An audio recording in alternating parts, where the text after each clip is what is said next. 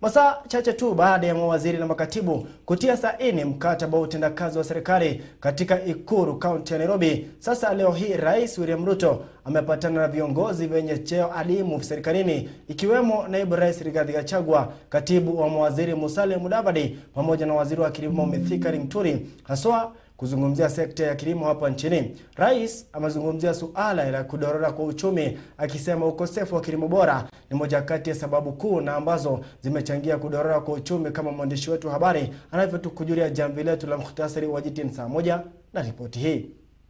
Asante sana. Ni masaa chache tu baada ya Rais William Ruto kupatana na mawaziri pamoja na makatibu kwenye ikulu yake katika hafla ya kutia saini mkataba wa utendakazi wa serikali. Making it to this press briefing. Leo hii Rais Ruto amekutana na viongozi wenye hadhi ya juu serikalini, wakiongozwa na naibu wake Rigathi Gachagua, katibu wa mawaziri Musalia Mudavadi, waziri wa kilimo Mithika Linturi, kati ya wengineo, kuzungumzia suala la kilimo hapa nchini. Pandemic worsened this situation. Kwenye hotuba yake, Rais Ruto amesema hali ya hewa na haswa kiangazi ilichangia sana kudorora kwa uchumi, kuona kwamba taifa la Kenya linategemea sana kilimo. And the entire Horn of Africa region underwent 5 successive seasons of failed rains, leading to devastating famine, death of livestock, and withering of crops, further worsening food shortages. The resultant economic hardship followed years of declining agricultural production in our country. This meant that the earnings of people employed in agriculture, who make up to 70% of the country's workforce. Rais vilevile amesema uagizaji wa bidhaa za chakula na matumizi ya ruzuku kutoka kwa mataifa ya kigeni yalikuwa yanapoteza taifa fedha za kigeni. Agriculture. As I've said, 70% of all employment is from the agricultural sector, with its linkages in manufacturing, value addition, and agro-processing. At the same time, the importation of food items and expenditure on subsidies, including duty waivers, were depleting our foreign exchange and exerting severe budgetary pressure without attacking the fundamental productivity problem. We were living dangerously and beyond our means. I therefore propose to retire the prevailing policy of subsidizing consumption in favor of subsidizing production. Instead, we started investing in agriculture, the country's biggest employer, largest contributor to our GDP. Aidha, William Ruto ameendelea kusema serikali yake iko katika harakati za kukidhi mahitaji ya kitaifa ya mahindi kwa ukamilifu wa mwaka huu, huku akisema wakulima wamejitayarisha angeliposa kuwafikia swala hili, na kusema kuwa mwaka huu taifa la Kenya linatarajia magunia milioni 44 ya mahindi. Kenya produced 39 million bags of maize.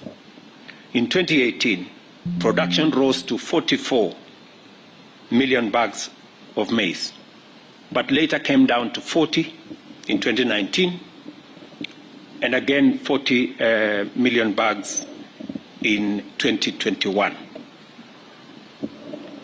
Our target this year and annually going forward is to produce 61 million bags annually between this year all the way to 2027. Long rains annually account for 80% of our season production. From the long rain season alone, which is underway, and we want to thank God that we got rain this year better than the last several years. We estimate a yield of 44 million bags in this season, compared to last year's 32 million bags. We estimate that we will get an extra 12 million bags, thanks, by the grace of God, to the rains that we got, thanks to the patriotism of our farmers. If there are patriotic citizens of our country, it is our farmers. Our farmers have come in full force they have gone beyond their normal call of duty to respond to our intervention, and they are doing a phenomenal job as a farming. Zaidi ya hayo, Rais Ruto amesema kuwa mbolea siku hizi inawafikia wakulima kwa wakati ili waweze kujitayarisha vizuri, huko akisema kiasi kilichotumika hadi sasa kwenye programu ya mbolea ni sehemu ndogo ya ruzuku ya kila mwaka. Digital registration exercise. For the first time in more than a decade, the fertilizer reached farmers in time to prepare for planting, and in that time we delivered 2 million 50 kilogram bag to farmers last season. Similarly, since the onset of the long rains this year, we have prepared farmers in 41 counties and delivered to them 3,536,162 bags of crop-specific, region-specific fertilizer, and in the process registered more than 5 million farmers and issued 3,628,512 e-vouchers and established a last-mile distribution network. For the first time in our country's history, we are providing farmers with fertilizer whose formulation is customized to feed crops with their specific requirements of elements and address local soil nutrient composition.